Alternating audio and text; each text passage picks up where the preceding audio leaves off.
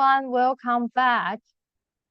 Next, we will have Dominic Carter, the CEO of Carter Group and the Living Best. Unfortunately, Dominic is not available to join us today. However, he is very kind and willing to pre-record the video to share his insight with us. Dominic is original from Australia, and he moved to Japan in late 90s. In the last few years, he was working as a consumer research consultancy, and then he co-founded the Living Best community with his friends, and which is the large community for age, technology, and innovations community. Today, we are happy to have this video from Dominic, and let's start to hear his presentation.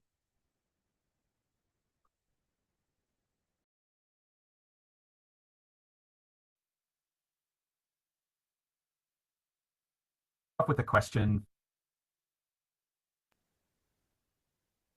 Good afternoon, everyone. Thank you to Claire and the team at AIA. I'm very flattered that you asked me to speak to you today.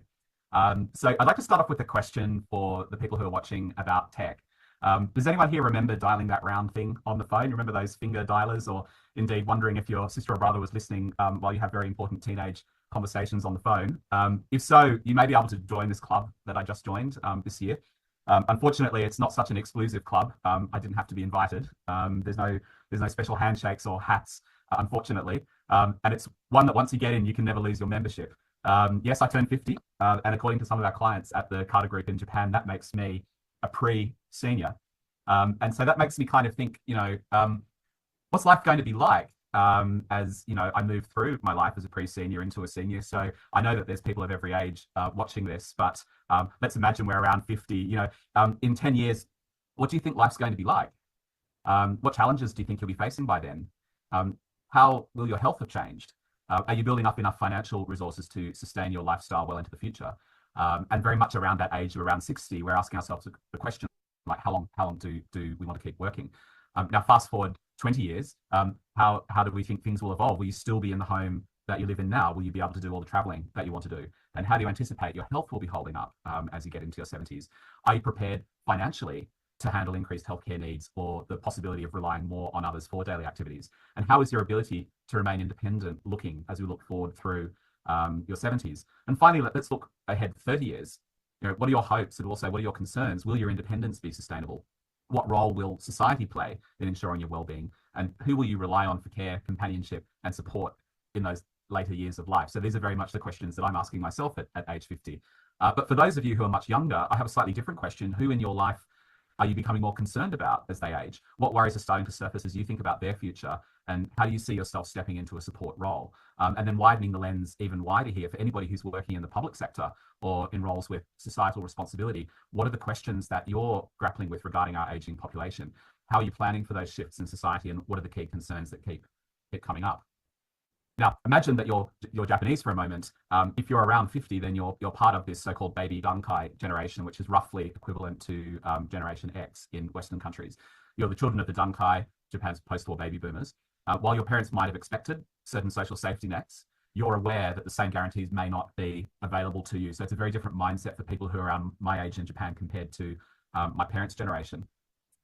Those questions might be difficult to confront. Culturally, in Japan, there's often a tendency to push these concerns aside, focusing instead on the present, yet the underlying issues persist. Will the current social and economic infrastructure be able to support you as you age? There's an awareness that Japan's system is not as equipped to take care of you as it was for your parents. And so you're likely already asking questions about what retirement will really look like for you in Japan's changing economy.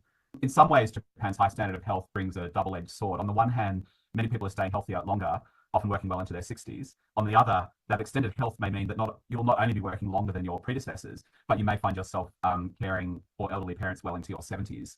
So this extended period of responsibility and caregiving creates a complex dynamic, blending traditional cultural expectations with modern economic realities. So while there's some reassurance in knowing that you may remain healthy and active, there's an unavoidable question: how long can you delay the need for support?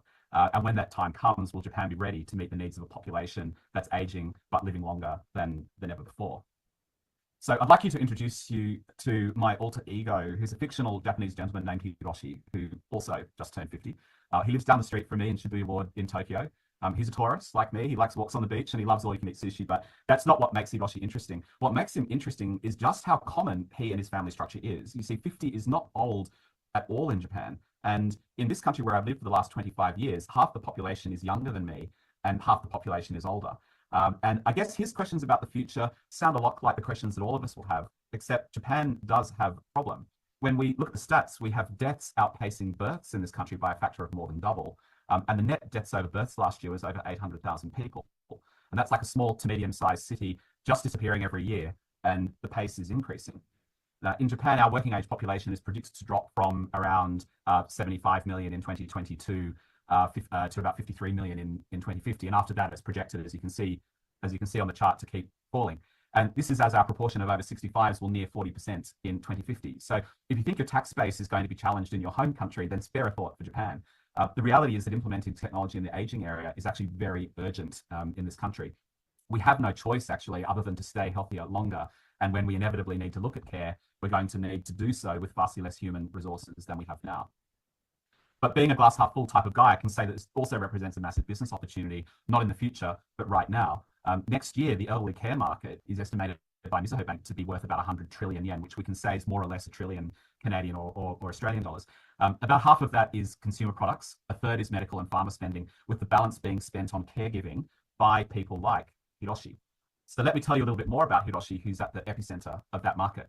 He lives with his wife, Haruka, and their 16-year-old daughter, Nina, in an apartment in a quite nice suburb in Shibuya Ward called Yoyogi. His father, Tatsuro, unfortunately passed away last year, but his mother, Yuko, who was born in 1949, still lives in the house in Aoyama she shared with her husband and in which Hiroshi, an only child, grew up. Now, about 20 years ago, Hiroshi started training his mum in how to use a PC, and these are skills that have really put her in good stead as she's aging.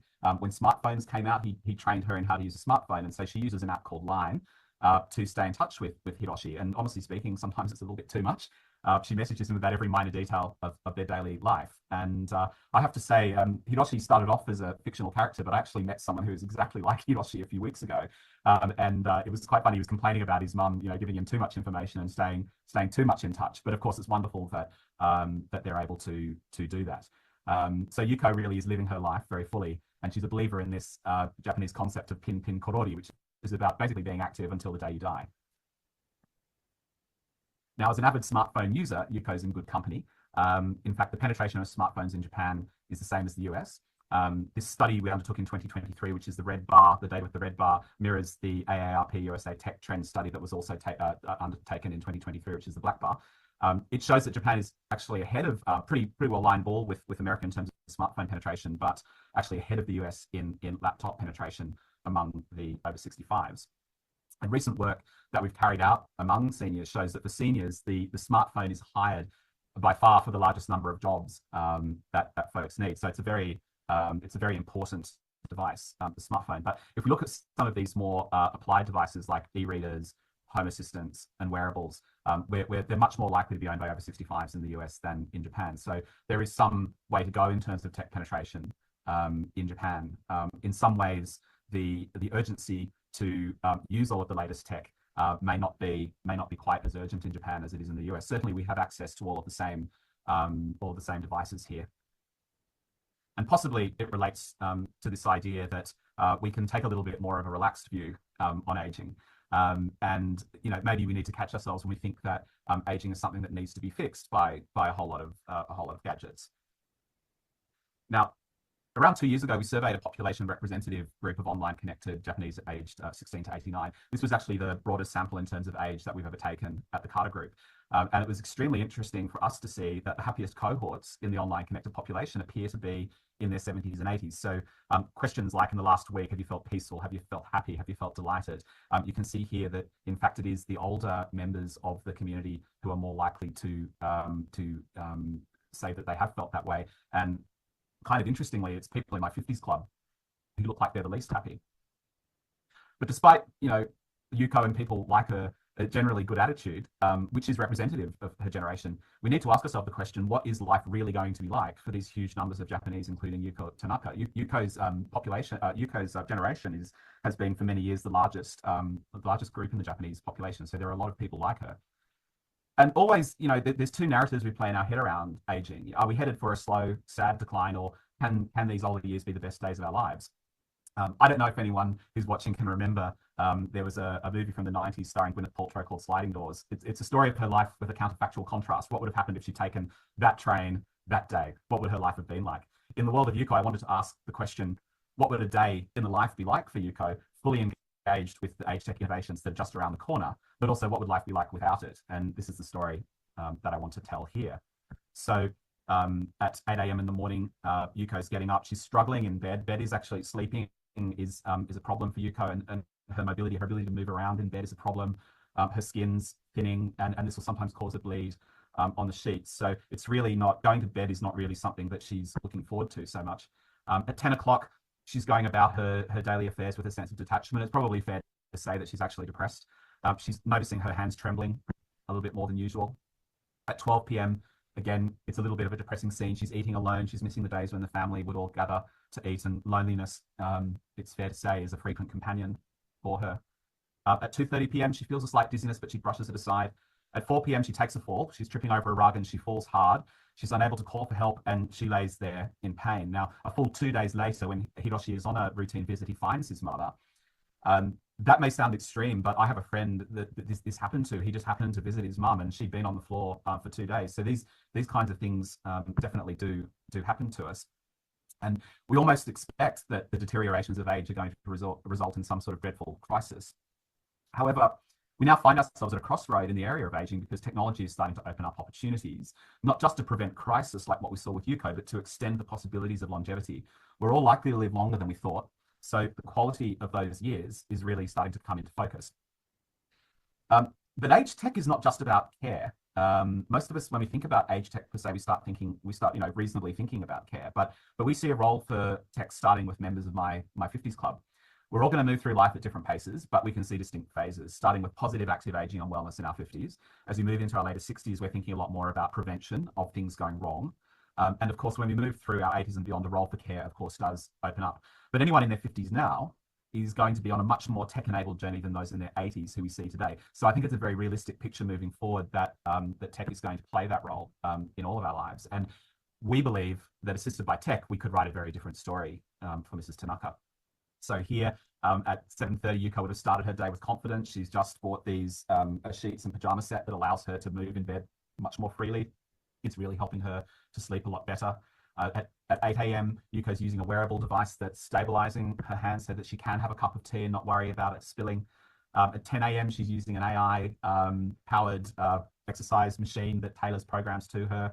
Just after lunch, she's transforming the space into an interactive playground, and she's calling up her friend who is in an assisted living facility but has just taken a VR trip to Paris and wants to tell her all about it. At 2:30 p.m., Yuko's smartwatch sends an alert to Hiroshi so that he knows he has to go and see his mum. At 4 p.m., he can make sure that everything's okay. Now, these innovations, all of the tech that I showed you is real and available today, and comes from startups. So the hand stabilization device comes from a company called Steadyware, who we are working with in Japan, and the sheets come from a company called Comfort Linen as well. So these startups and others like it are really on the forefront of providing these solutions to people, and we want to see them introduced to Japan as fast as we can. So of course, Japan is a very big market. We know there's a high population in Japan. It's a relatively wealthy market, and so the size of the market is very big. But that's not really a full representation of the real opportunity of working in Japan, because if a product or service can meet the exacting standards of Japanese consumers and address their needs, it's well positioned to succeed anywhere. You could look at Japan as being the ultimate testing ground for age tech innovations. If it works there, it has a strong foundation for global success. So I think working in Japan gives you the opportunity to create better products, which will pave the way for faster global scaling. But Of course, startups face significant challenges, not only just in Japan, but around the world. But Japan is a notoriously tough market to successfully enter, and this goes for large businesses, not to mention startups. One of our key challenges when we're innovating is that while we may see our solution as the breakthrough answer to what is very often an obvious problem, we've learned that the buyers, whether they're individual consumers, healthcare providers, or government agencies, don't always share the point of view of the innovators. There are cultural elements to this if you're coming into the Japanese market, to be sure. But let's think of culture gaps even in our own societies. I sometimes think that trying to innovate for the aging adult market is a little bit like finding out about a foreign culture. Now, Japanese consumers sometimes don't shop in the same way as people in Western countries or other countries in the world, for that matter, outside the West. They may be slower to make a decision. They may seek more advice. They may be only open to products that carry the right endorsement.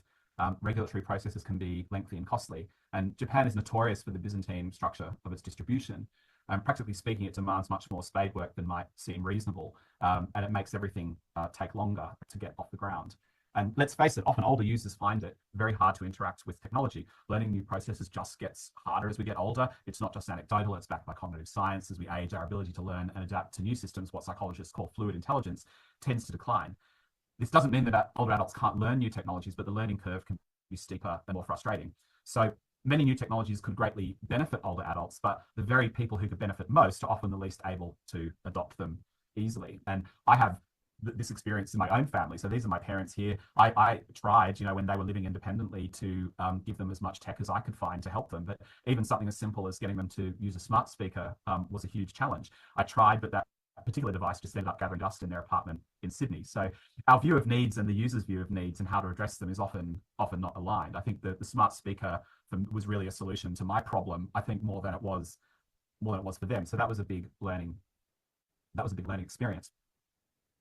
So the type of challenges I've been outlining, you could fail with an age tech project on any one of those areas, and I think it requires a lot higher degree of involvement and participation with aging adults to ensure success. And this is not just in testing, but this is in the entire design process.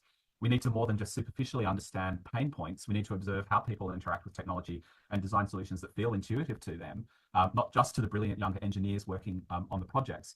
And we need to remember that technology is just one part of the solution. The most successful age tech innovations will be those that combine technological innovation with human support, whether that's through family members, caregivers, or community networks. So we must engage aging adults and their families much more profoundly.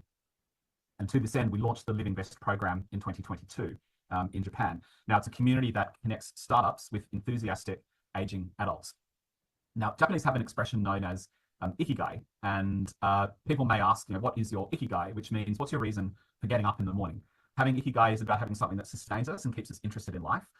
It's actually a form of happiness. We could think of it that way. And we think very strongly that people with high ikigai are our allies for age tech. People who are passionate about life, they're passionate about technology's role in enhancing life. And as we develop age tech products and services, we need to partner with the kind of positive people who can make a meaningful contribution to the development and delivery of tech that genuinely enhances lives and that they want to adopt. So, and the good news is that actually Japanese seniors are great at ikigai. If we look at these questions that we asked in the same survey I spoke about earlier, when we look at questions like I'm interested in many things, I often feel that I'm happy, I have room in my mind, we can again see that people in their 70s and 80s score very highly on these dimensions, which we think of as being related to ikigai. And again, kind of sadly, people in their 50s are relatively low on these areas. In the course of our work, we found a group of active aging over 60-year-olds who love age tech and are special people. They're actually just really positive people already. It's not hard to imagine them as having been among the first to try out a smartphone if they had the financial resources for that back in the 80s. And now they're completely up for getting on the age tech adventure. A great example of someone who's an enthusiast like this is Mr. Kohama. He's 75. He decided 5 years ago to stop being competitive and just to enjoy life. He's an exponent of the naru yo ni naru life, which is about taking life as it comes. He's had an interesting life. He was an actor at some point in his career, and then he changed his career to be a psychological counselor. He was given 1 year to live in his mid-30s when he suffered from cancer, so he's got a good handle on what's important in life. And he's also not as hands-off as his words suggest. He's actually pretty much on top of the developments in tech that matter to him. His smartphone is full of apps, and he just got a hearing aid that's made by a Danish company, where you can customize it using an app to sort of where you are and who's speaking. That was actually the 6th hearing aid that he's tried. And Mr. Kohama is passionate about ensuring that we don't lose our humanity to tech. Like, tech should be about boosting what it means to be human. Now, people in our community, we call them besties. There are certain things that make a really ideal member of our user community. They have to really value their independence. They seek to control their daily lives, valuing physical mobility, cognitive sharpness, and decision-making. Tools like brain training apps and messaging platforms like Line enable them to live autonomously. This reflects their deep desire for self-determination and dignity in aging. And social connections also are very crucial for their emotional well-being. Besties prioritize relationships with family, friends, and community, actively engaging in activities so that loneliness never even comes up as an option for these people. So whether it's through community events or staying in touch with loved ones, those connections enhance their sense of belonging and support. And we need to realize that these people actually have always been relevant people in the community throughout their lives. So staying relevant is really key to them. They want to contribute meaningfully through work, mentoring, or creative outlets, and actually also like to share this on social media. Their desire to jump onto trends and pass on knowledge helps them stay engaged and beneficial to other people. Another lady here, Abe-san, who's age 71, to me is the poster child for many aging tech enthusiasts. We met her in September at one of our Get to Know You interviews, and here she is with Asako and Ayako and me from Living Best team. Now, Abe-san uses TikTok and Instagram every day. She spends 4 hours a day on her phone playing games and can't wait to get the new iPhone 16. She's worked out how to stream Korean drama on her PC while that's on the dining table while her hubby's on the couch watching TV. It's rare that she has less than one device open at the same time, and she's hanging out the domestic robot that will do all her cleaning for her. She's actually more digitally plugged in and visionary than many people we've met in their 40s. And as you can imagine, she's pushing her friends to get with the program as well.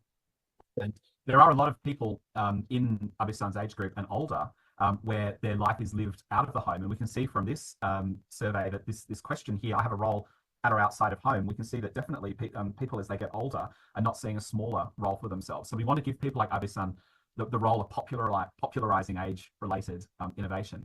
And it does tie into value systems and the responsibility that aging Japanese feel to ensure a better society.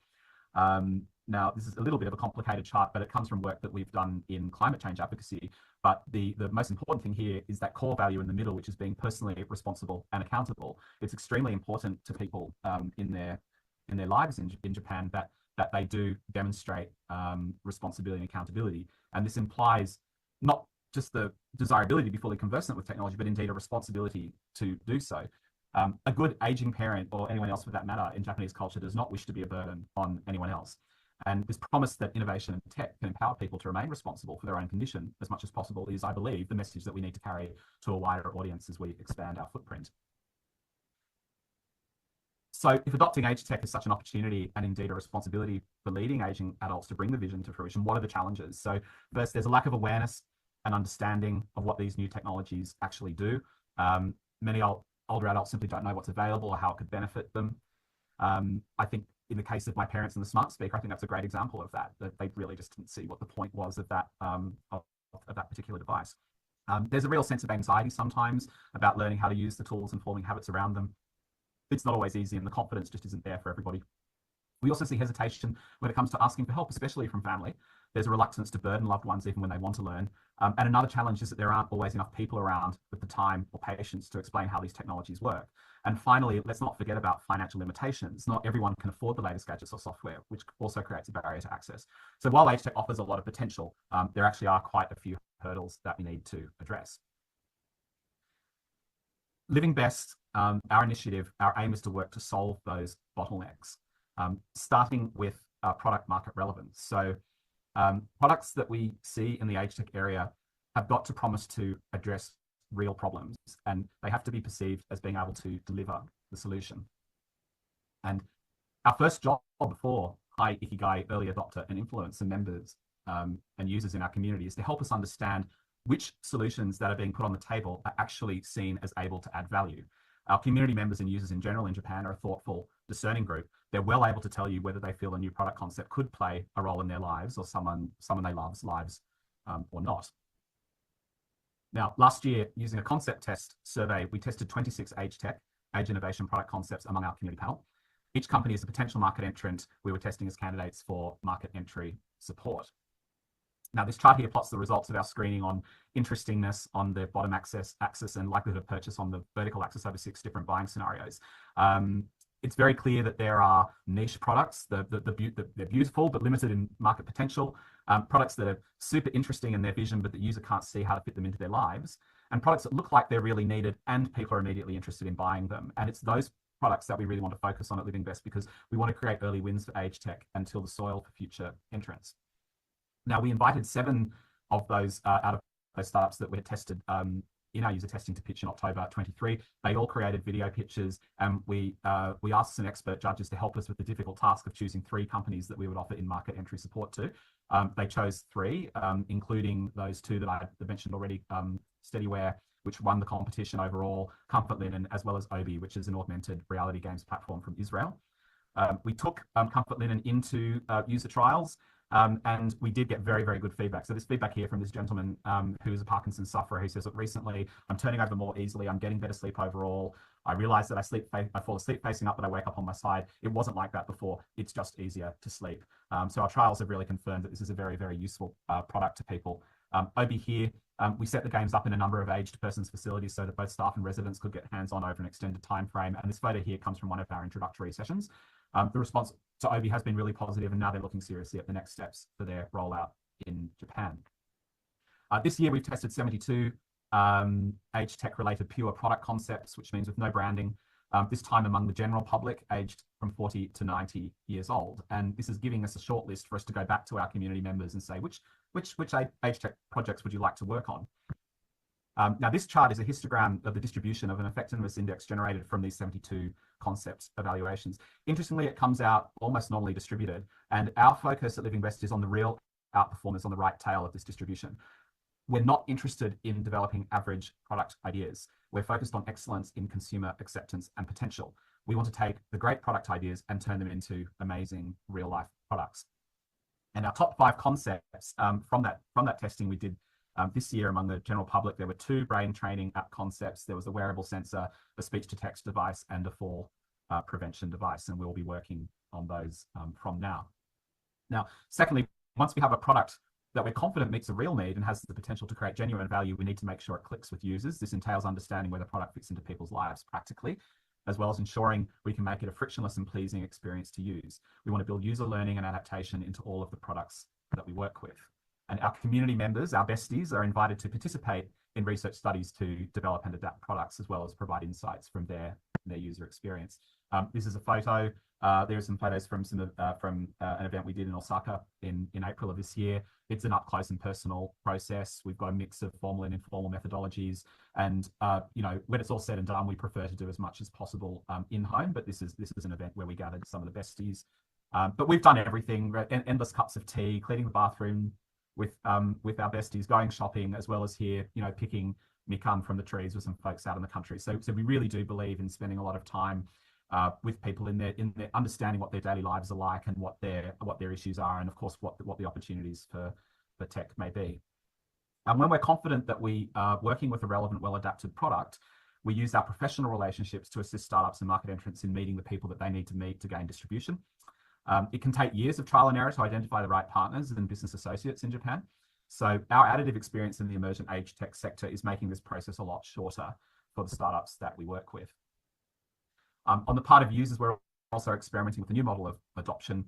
Of course, we imagine that children in our community like Hiroshi will influence their parents. The loved ones to loved ones approach is vital. However, we also want to create a peer-to-peer element as well. Our goal is to have a small group of motivated, enthusiastic seniors influence a larger, open-minded group to show them the ropes, if you like. And then from that point to positively influence an even larger group of seniors. So in this way, the Living Best community can act as a facilitating channel for the launches that the community chooses to support. So the establishment of a professional group in the Living Best community is something we've been working on since the beginning.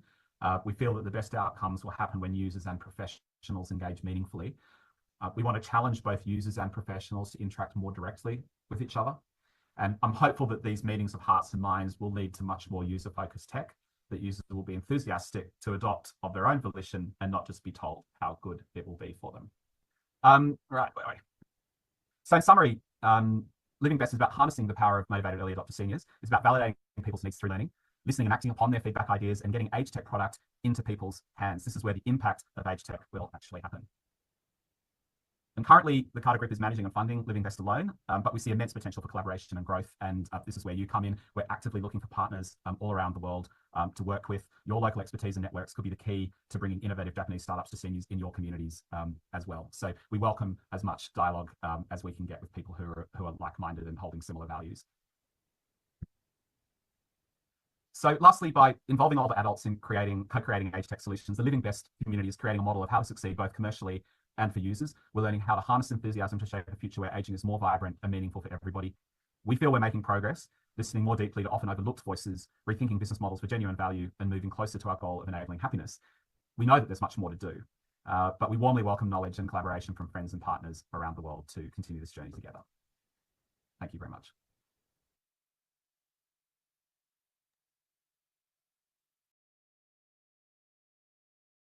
Thank you very much for Dominic's presentation. If you have a chance to visit Japan or if you want to explore your market in Japan, feel free to contact Dom and Live Invest. I think that you will have a good experience working with them. Thank you very much. Now we will take a brief break and return to our next session at 6:30 Taipei time. So see you guys later.